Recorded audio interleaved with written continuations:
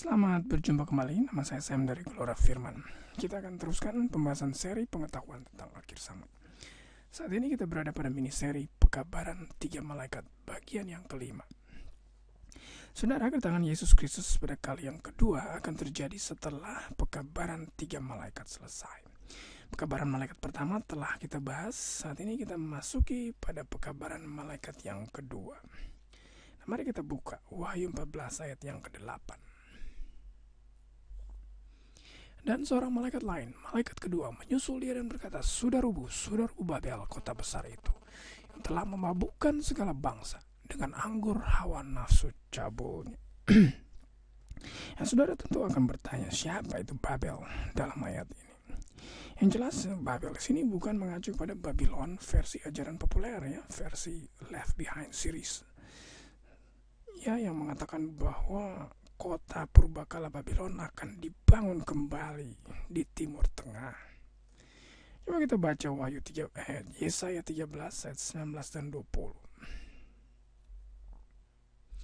Yesaya 13, 19, 20. Dan Babel yang permai di antara kerajaan-kerajaan, perhiasan orang Kasdim yang megah, akan sama seperti Sodom dan Gomora pada waktu Allah menunggang balikannya. Jadi jangan berharap Babel akan dibangun kembali. Tidak ada penduduk untuk seterusnya. Tidak ada penghuni turun-temurun.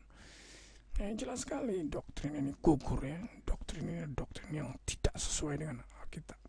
Jadi apa sebenarnya arti Babel? Mari kita buka Wahyu 17 ayat 5. Dan dahinya tertulis suatu nama, suatu rahasia, Babel besar, ibu dari wanita-wanita pelacur dari kekejian bumi. Jelas sekali ini, Babel itu artinya apa? Wanita. Siapa wanita itu? Wanita yang bukan ibu daripada wanita-wanita pelacur dari kekejian bumi. Kalau saudara baca Babel, ya, taruh dalam pikiran saudara, ini mengacu kepada apa? Wanita pelacur. Sekarang kalau kita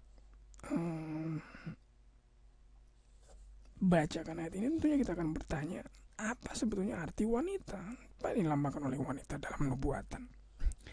Mari kita buka Wahyu 19 ayat 7 dan 8. Mari kita bersukacita dan bersorak-sorai dan memuliakan dia, karena hari perkawinan anak domba telah tiba dan pengantinnya telah siap sedia.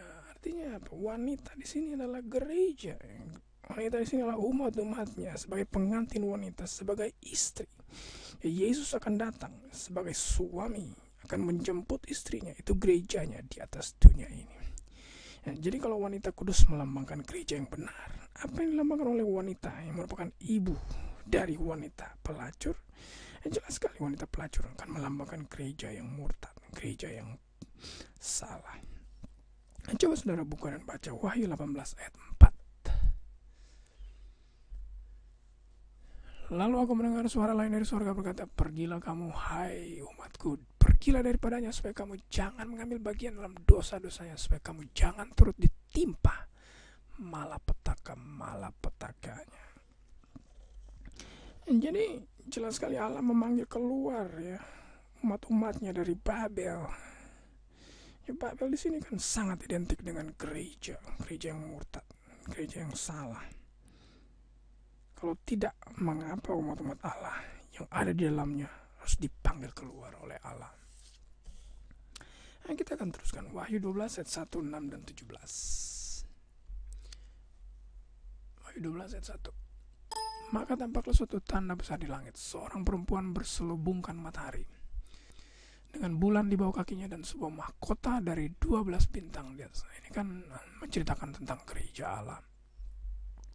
Kita baca ayat ke-6. Perempuan itu lari ke padang gurun di mana telah disediakan suatu tempat baginya oleh Allah, supaya ia dipelihara di situ 1260 hari lamanya. Jadi gereja itu akan apa? Akan dianiaya, namun akan dipelihara oleh Tuhan. Baca ayat 17. Maka marahlah naga itu kepada perempuan itu, lalu pergi memerangi keturunan yang lain. Jadi setan ini marah kepada apa? Kepada gereja. Nah, siapa itu gereja? Siapakah mereka itu? Itu mereka yang menuruti hukum-hukum Allah dan memiliki kesaksian Yesus. Saudara baca Wahyu 17.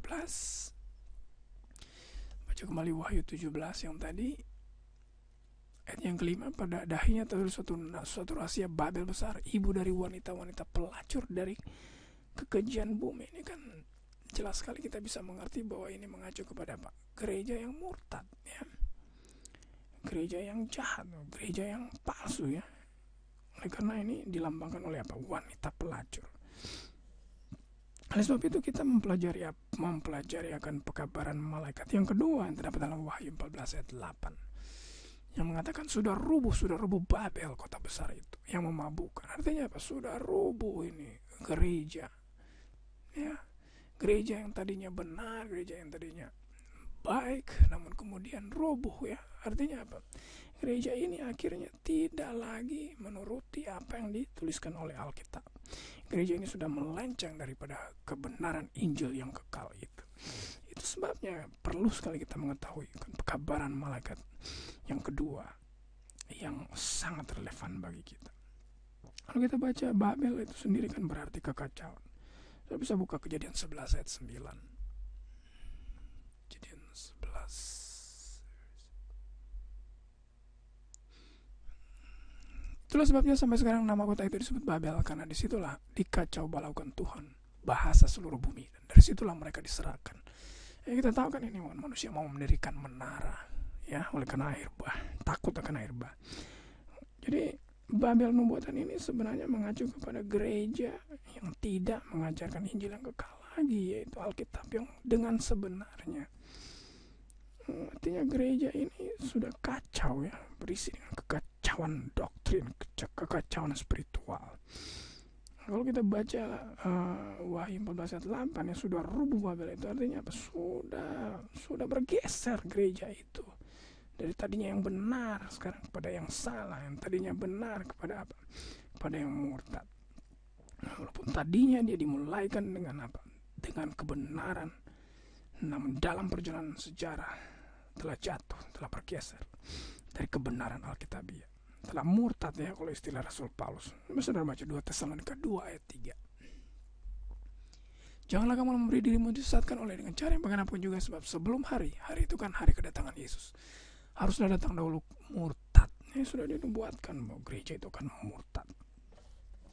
Harus terjadi kemurtadan sebelum Yesus datang kali kedua. Jadi gereja itu telah murtad, inilah yang disebut sebagai Babel, ya. Identik dengan apa? Kekacauan rohani.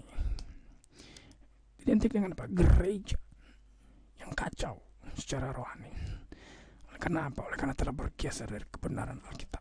Saudara, pada program berikutnya kita akan membahas secara detail, ya, tentang wanita pelacur ini. Pasti ini akan menjadi suatu kejutan bagi saudara. Ya, jangan sampai terlewatkan. Nah, setelah itu baru kita akan membahas tentang anggur Babylon yang memabukkan. Nah, apa itu anggur itu yang memabukkan seluruh dunia? Saudara, banyak sekali tipuan setan agar kita tidak mempercayai nubuatan ini. Ya, buktinya sekarang ajaran populer, ya, sengaja, ya, banyak sekali yang menerima ajaran ini, mengatakan bahwa semua peristiwa akan terjadi di masa yang akan datang. Semua nubuatan ini akan terjadi di masa yang akan datang, tidak terjadi sekarang. Sudah peristiwa yang mereka sebut sebagai rapture, yaitu waktu kita untuk umat Allah itu menghilang, diangkat dalam kerajaan surga.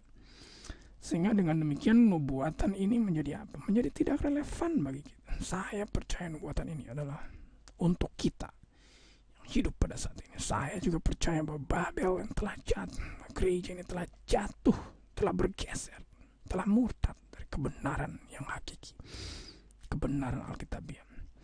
Itu sebabnya Allah memanggil keluar umat-umatnya di dalam gereja itu dari Babel, keluar. Karena gereja itu, Babel telah murtad, telah jatuh, kembali menurut akan apa? Akan kebenaran Alkitab. Agar kita bisa menjadi bagian dari gereja Allah yang benar.